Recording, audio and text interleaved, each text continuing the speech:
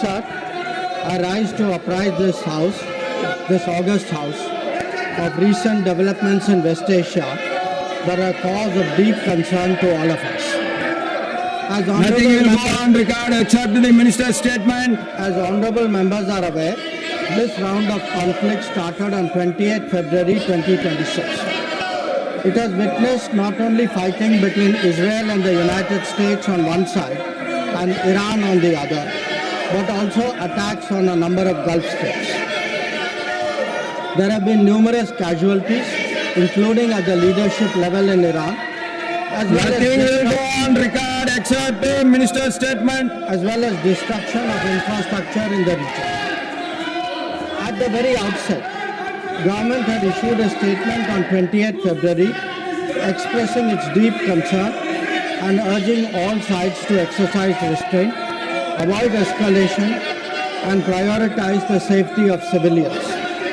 We believed, and we continue to believe, that dialogue and diplomacy should be pursued to de-escalate tensions and address underlying issues. Sir, it is also imperative that the sovereignty and territorial integrity of all states in the region be respected. Given the gravity of the situation, the Cabinet Committee of Security, CCS, met on 1 March under the chairmanship of the Honorable Prime Minister. It was briefed on the airstrikes in Iran and the subsequent attacks in several Gulf countries. The CCS was concerned over the safety and security of the Indian community in the region. It also focused on the implications for regional security and for economic and commercial activities. The committee was apprised of difficulties faced by Indian travelers transiting the region and by students appearing for scheduled examinations in these countries. It directed all concerned ministries and departments to take appropriate measures to respond to these problems. Honorable Prime Minister continues to closely monitor emerging developments and relevant ministries are coordinating to ensure effective responses. Sir, the conflict has continued to intensify and the security situation in the region has deteriorated significantly. We have noted that, in fact, the conflict has spread to other nations with mounting destruction and deaths. Normal life and economic activities in the entire region are visibly affected and in some cases have come to a halt. We therefore reiterated our call on 3 March for dialogue and diplomacy and spoke up for an early end to the conflict. I am confident, Chairman Sir, that the House joins me in expressing our sorrow at the loss of lives. Honorable Chairman Sir, while any development that negatively impacts peace and security in the world is deeply troubling, this ongoing conflict is an issue of particular concern for India. We are a neighboring region and understandably have obvious stakes that West Asia remains stable and peaceful. There are almost 1 crore Indian citizens who live and work in the Gulf nations. In Iran too, there are a few thousand Indians who are there for study or for employment. The region is key to our energy security and includes many important suppliers of oil and gas. Chairman Sir, the Gulf is also a major trade partner, accounting for almost $200 billion annually. The House is also aware that in the last decade, there has been significant investment from the region into the Indian economy. Therefore, serious supply chain disruptions and climate of instability that we perceive are serious issues. Furthermore, these include attacks on merchant shipping where Indian nationals often constitute a large proportion of the crews. We have sadly already lost 2 Indian mariners and 1 remains missing in such incidents. I know that the House joins me in condoning their deaths. Honorable Chairman Sir, government has been assessing the situation in West Asia continuously since the 12-day war in June 2025. We noted the indications of growing tension and cautioned the Indian community in Iran accordingly. On 5 January 2026, Indian nationals were advised by the Ministry of External Affairs to avoid non-essential travel to Iran. Those already resident there were urged to register with the embassy, exercise due caution, and monitor the embassy website and social media handles. A second advisory was issued on 14 January, reiterating this advice to avoid travel in even stronger terms. The Directorate General of Shipping, Mumbai, in parallel, issued its own advisory on 14 January for Indian seafarers, asking them to follow embassy advisories and avoid unnecessary movement ashore. Recruitment and shipping companies were asked not to deploy or send Indian seafarers to Iran. Sir, reflecting our assessment of the evolving situation, the Indian Embassy in Tehran issued another advisory on 14 February, urging Indian nationals, including students, pilgrims, business persons and tourists, to leave Iran by all available means of transport, including commercial flights. They were asked to contact the embassy for any assistance and provided with 24/7 helplines. This was again reiterated in strong terms through another advisory on 23 February. Some heeded these advisories and have left the country. However, many others have disregarded them and remain in Iran. We are also in touch with our fishermen who operate out of Iran. This was the situation till 28 February 2020. Once the conflict commenced, the Indian Embassy has facilitated the relocation of several Indian students in Tehran to places outside Tehran.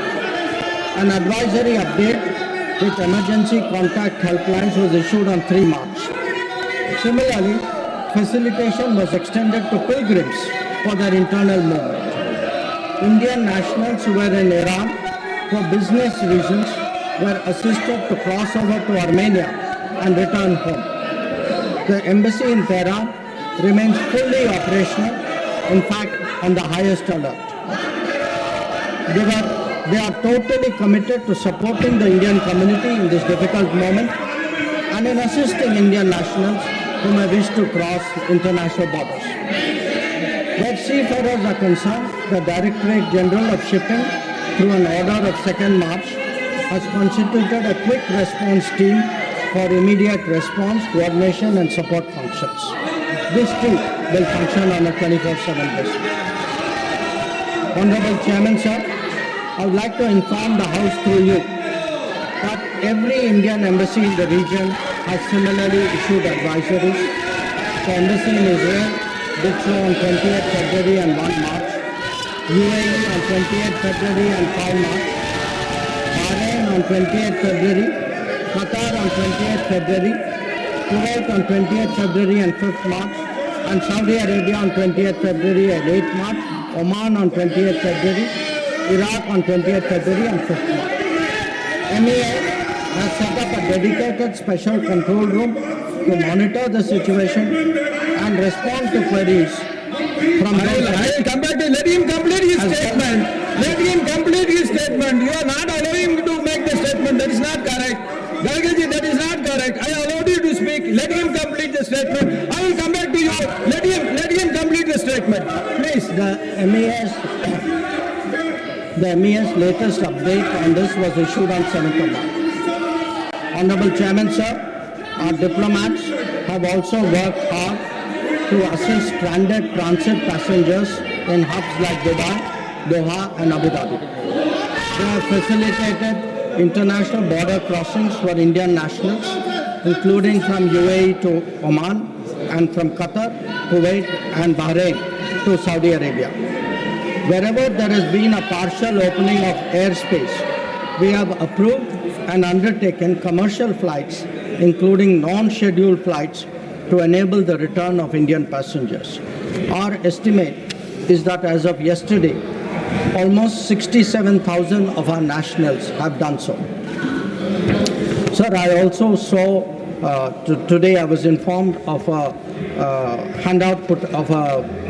information put out by the Ministry of Civil Aviation, and this tells us of the efforts government is making. Yesterday there were 15 inbound flights operated by Indian carriers which arrived in India.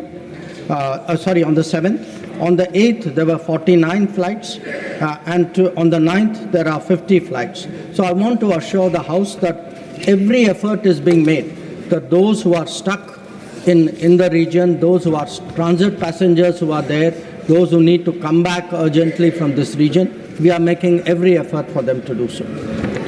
Chairman, sir, throughout this period, government maintained close contact with relevant countries. Honorable Prime Minister himself has spoken to the President of UAE, the Amir of Qatar, the Crown Prince of Saudi Arabia, the Crown Prince of Kuwait, the King of Bahrain, the Sultan of Oman, the King of Jordan, and the Prime Minister of Israel. In each case, we received assurances that the well-being of the Indian community would be a priority for the host government. I have similarly been in close touch with my counterparts in these countries. Insofar as the United States is concerned, we have maintained regular contacts through diplomatic channels. While attempts have been made, contacts with Iran at the leadership level are obviously difficult at this time. I have, however, spoken to Foreign Minister Araghchi on 28 February and 5 March 2026. We will continue these high-level conversations in the coming days. Sir, the House will also be interested in the issue of an Iranian vessel that is currently docked in Kochi. The Iranian side had requested permission on 28 February for 3 ships in the region to dock at our ports. This was accorded on 1 March. IRIS Lavan actually docked on 4th March in Kochi. The crew is currently in Indian naval facilities. We believe that this was the right thing to do, and the Iranian foreign minister has expressed his country's thanks for this human gesture. Honorable Chairman, sir, in view of the implications of this conflict for our energy security, I also seek to address that particular concern. Government remains committed to ensuring that fully, taking into account availability, costs, and risks of the energy markets. For us, the interests of the Indian consumer has and will always be the overriding priority. Where required, Indian diplomacy has supported the endeavors of our energy enterprises in this volatile situation. Honorable Chairman, sir, let me conclude by highlighting the 3 guiding factors of our approach. 1. India is in favor of peace and urges a return to dialogue and diplomacy.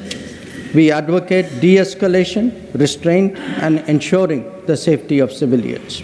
2. The well-being and security of the Indian community in the region is our priority. We will continue to work with the governments of the region towards that end. And 3. Our national interest, including energy security and trade flows, will always be paramount.